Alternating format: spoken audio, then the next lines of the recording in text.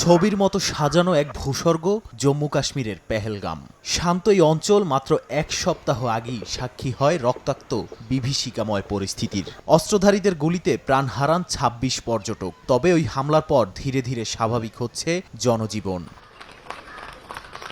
পেহেলগামের রেস্তোরাঁগুলো খুলতে শুরু করেছে, ঘোড়সাওয়ারিরা ফিরেছেন কাজে, হ্রদের ধারে আবারও ভিড় করছেন পর্যটকরা। আমরা সন্ত্রাসী হামলার খবর জেনেও এখানে আসার সিদ্ধান্ত নিয়েছি। এখন খুবই নিরাপদ অনুভব করছি। অনেক সেনা সদস্য দিনরাত পাহারা দিচ্ছেন আমাদের সুরক্ষার জন্য। হামলার পর গোটা অঞ্চলের পর্যটন থমকে গেলেও অর্থনীতির চাকা সচল রাখতে পর্যটকদের ফেরাকে অত্যন্ত গুরুত্বপূর্ণ বলে মনে করেন সংশ্লিষ্ট খাতের দায়িত্বশীলরা। পর্যটনই কাশ্মীরের জিডিপির ৭ থেকে ৮ শতাংশের যোগান দেয়।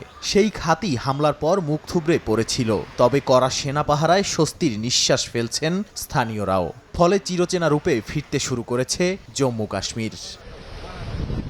নাদিম মারজান, সময় সংবাদ।